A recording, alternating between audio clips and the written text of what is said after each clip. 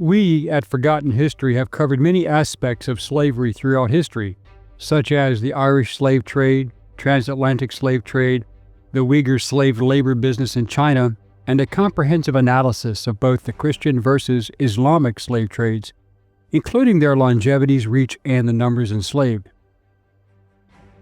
But today, it is believed that more people are enslaved than at any other time in history, and this may be true.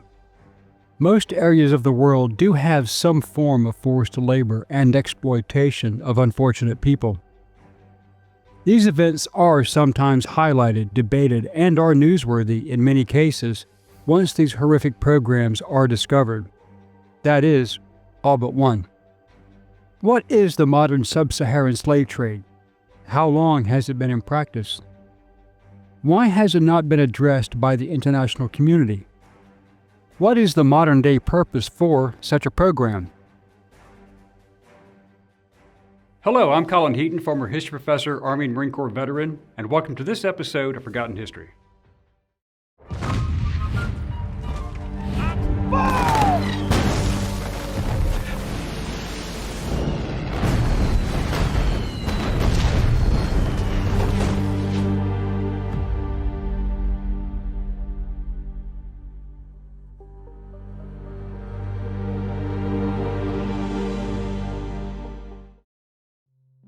Slavery in Africa is a story as old as mankind itself.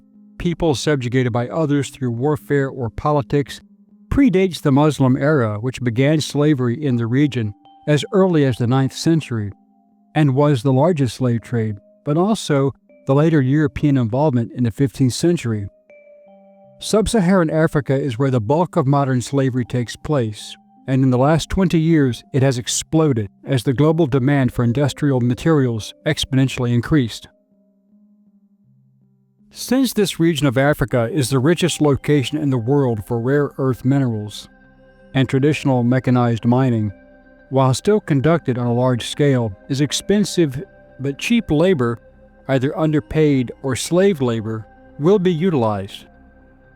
In 2016, there were an estimated 5.9 adult victims of modern slavery for every 1,000 adults globally, and 4.4 child victims for every 1,000 children in the world. Of that number, 72 million African children and nearly 3 million adults were in forced labor. Meanwhile, the latest global estimates today show that 160 million children, 63 million girls, and 97 million boys were in child labor, often in abject slavery globally, at the beginning of 2020, accounting for almost 1 in 10 of all children worldwide. Africa is the greatest offender in slave labor for Western and Chinese corporate profits. Following the end of colonialism in Africa by the major European powers and the official bans on slavery, the practice still existed, either without the knowledge of central governments or with their willing participation. Modern slavery still evolved around the ability to make a profit from the forced labor of others. The movie Blood Diamond depicts people enslaved to dig for diamonds, and modern-day slavery in West Africa is served under brutal conditions. In many nations, slavery exists for the extraction of diamonds that are controlled by local militias.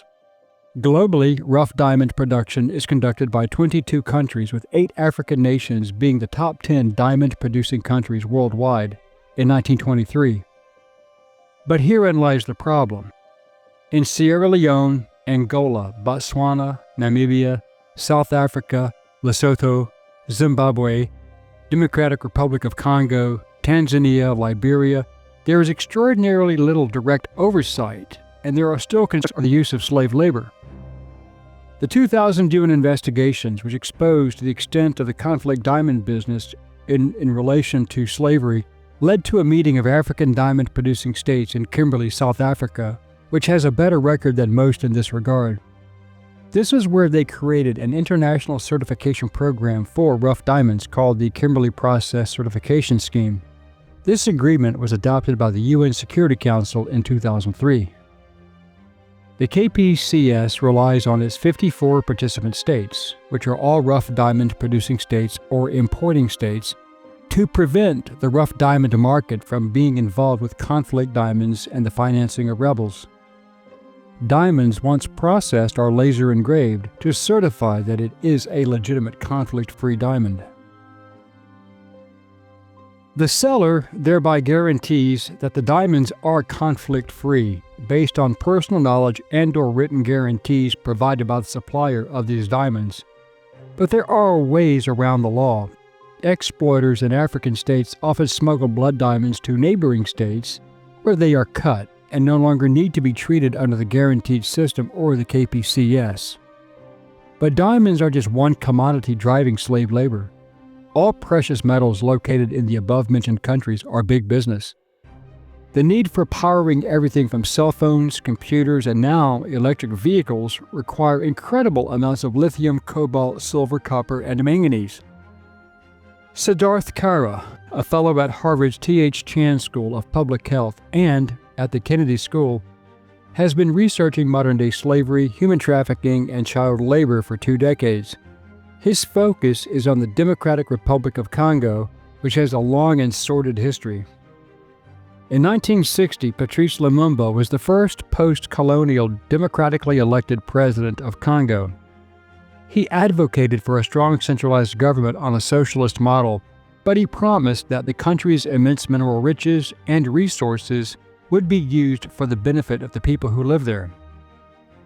Well, this challenged the authorities, from the warlords such as Moise Tshombe, who wanted to maintain their slave profits, especially in Katanga province, to the major nations around the world who benefited from the low prices due to the free labor. As a result of challenging the economic ambitions of those seeking great profits, Lumumba was executed by a firing squad on January 17, 1961. He had been deposed, assassinated, chopped to pieces, dissolved in acid, and replaced with a bloody dictator, a corrupt dictator who could keep the minerals flowing in the right direction. That man, Moise Tshombe, was himself deposed by Mobutu Sese Seko, who ruled for 32 years. The new country of Zaire and Mobutu continued the legacy of slave labor with global support, especially by the UK, USA, France, and Belgium, and this was due to his open anti-communist policies. Siddharth Kara says that although the Democratic Republic of Congo has more cobalt reserves than the rest of the planet combined, there is no such thing as a clean supply chain of cobalt from the country. These manual diggers are complemented by the high-tech industrial mining companies using large excavators, which is more expensive than manual diggers. In his new book, Cobalt Red, Kara writes that much of the DRC's cobalt is being extracted by so-called artisanal miners, or freelance workers who do extremely dangerous labor for the equivalent of just a few dollars a day. This allows the government to try to avoid being charged with slave labor, but the conditions are rather brutal. While the practice is not the same as the old chattel slavery, it is still enslavement, and there are many ways to do it. In some locations, like the DRC, villages are bulldozed over if they are near a strip mine. The population then has a choice: move away from being homeless to an uncertain future and starve, or work as slave laborers or even low-wage earners for the mining company for an average of $2 a day, which is still a starvation wage for just one person, let alone a family. Children are also exploited as workers because they are abundant and less rebellious to adult authority, plus they have many more productive working years for making profits. Many of these militias work in teams called commandos, and they will scour the country for children, kidnapping them even from hundreds of miles away and across borders, and force them into the mining business. The mining business is an even greater profit-making operation for child trafficking than the sex trade, although the two often coexist in the same encampments.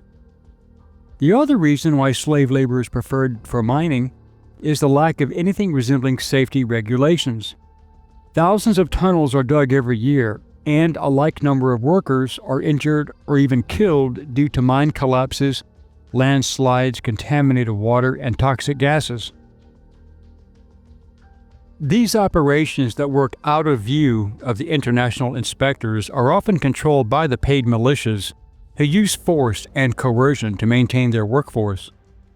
Part of this process is a modern equivalent of chattel slavery, where entire regions are under the control of the militias, where they control an entire village or small town and are using women as sex slaves to breed the next generations of slaves. Now, due to the increased demand for electronics, especially the anticipated mandates for electric vehicles, in 2009, the previous president in the Congo, Joseph Kabila, signed a deal with the Chinese government, giving them access to mining concessions in exchange for development assistance. China offered to build roads, public health clinics, schools, and hospitals, that kind of thing. By 2020, Chinese companies owned 15 of the 19 primary industrial copper and cobalt mining operations, and they dominate the forced labor strip mining operations. China also dominates the chain all the way through to the battery level. They have about 70 to 80% of the refined cobalt market and probably half of the battery market worldwide.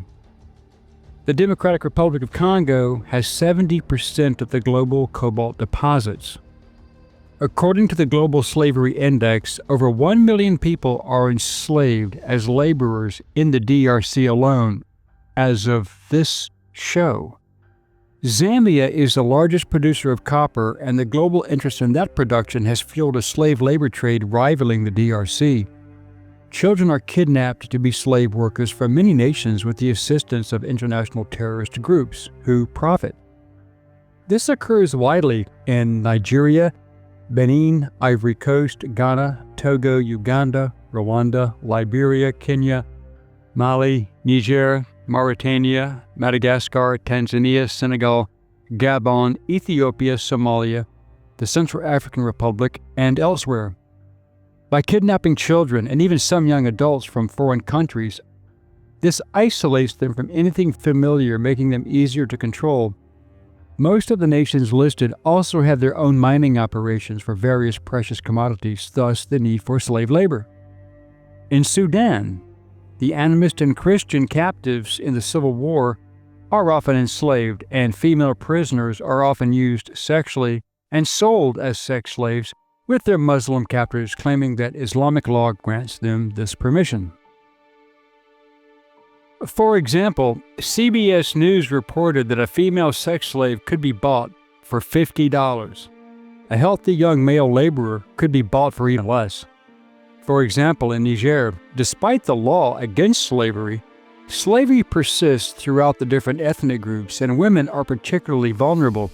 And a 2002 census confirmed the existence of 43,000 slaves and estimated that the total population could be well over 870,000 people in slavery, most domestically, with some being exported for labor, and that's only in one country. South Africa, while having the largest combined gold, diamond, and copper mining operations, is not on the list of nations using slave labor, but there is still a problem with slavery. South Africa shares borders with Namibia, Botswana, Zimbabwe, Lesotho, Mozambique, and Eswatini, and has 72 official ports of entry and a number of unofficial ports of entry where people come in and out without even being detected.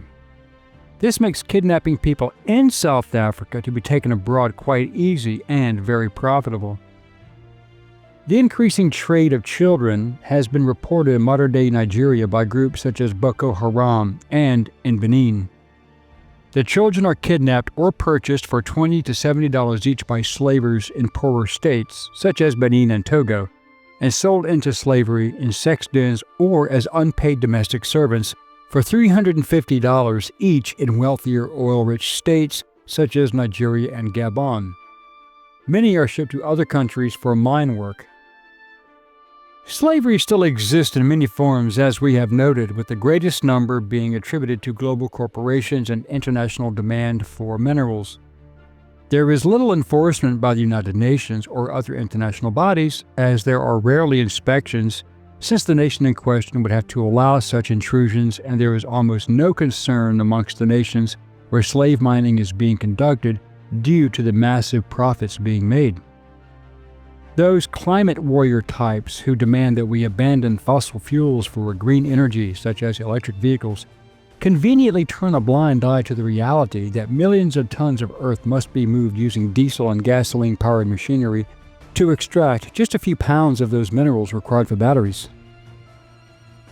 And the intellectual juxtaposition of the Green Party types and the climate change terrorists, they tend to forget that these destroy the local environment, poisons the water, air, and soil, making agriculture impossible. And that is by legitimate mining companies following the laws. So, the next time you consider buying a product, especially an electric car that requires a rechargeable battery, understand that in the process of making that vehicle, perhaps several thousand slaves mined those materials, some losing their lives, but all losing their freedom, and all because of the global demand. Thank you for watching this episode of Forgotten History. If you liked what you saw, please click like, share, and subscribe. And if you would like to assist with the ever-increasing cost of production, please consider becoming a channel member and joining our Patreon page.